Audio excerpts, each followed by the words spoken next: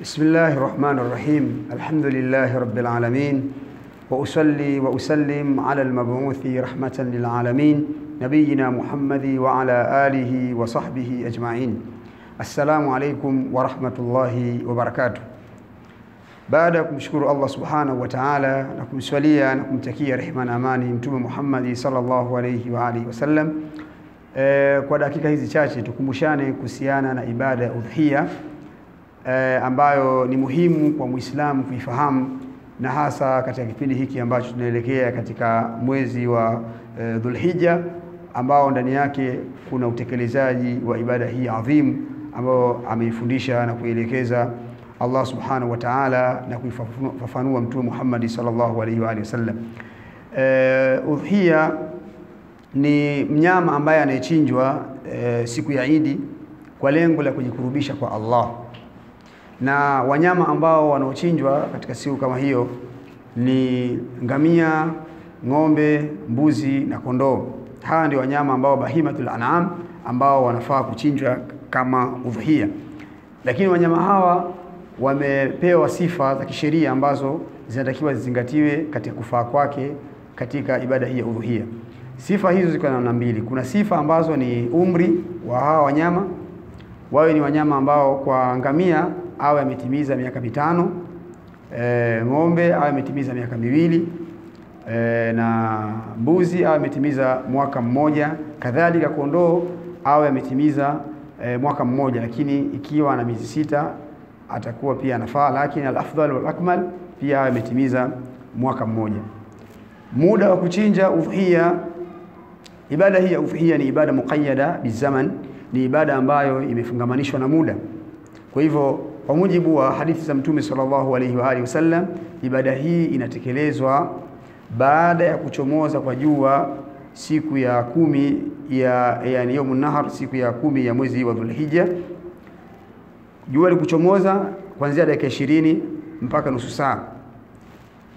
Yule ambaye hajaenda kuswali anaweza kachinja hapo, lakini yule ambaye atakuwa amekwenda kuswali swala ya Eid anatakiwa achinje baada ya kurudi kuswali swala ya Eid.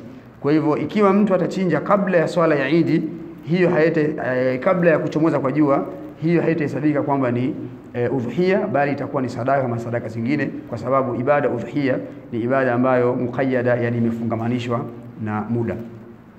Jambo lingine la kuzingatia katika zile sharti za mnyama anayefaa kuchinjwa, awe ni mnyama ambaye ameepukana na dosari kama vile kuwa chongo, kuwa ni ana kilema au ni mgonjwa au amekondeana, au mnyama ambaye masikio yake yote yameondoshwa, au mnyama ambaye amevunjwa mapembe yake yote. Hizi ni aibu ambazo zinafanya nyama hiyo haitofaa kufanywa kuwa ni udhiya. Malengo ya ibada hii udhiya, kwanza kabisa ni kuonyesha shukrani zetu kwa Allah subhanahu wa ta'ala. Kwa Allah tabaraka wa ta'ala ametuneemesha kwa neema mbalimbali. Kwa sisi hatuna budi kuonyesha shukrani zetu kwa Allah subhanahu wa ta'ala, lakini kadhalika na ya kutekeleza amri ya Allah azza wa jalla aliposema inna a'tainaka al-kauthar fasalli li rabbika wanhar inna shani'aka huwa al-abtar. Kwa hii ni mfano wa mambo ambayo inatakiwa mtu azingatie katika utekelezaji wa ibada ya udhiya.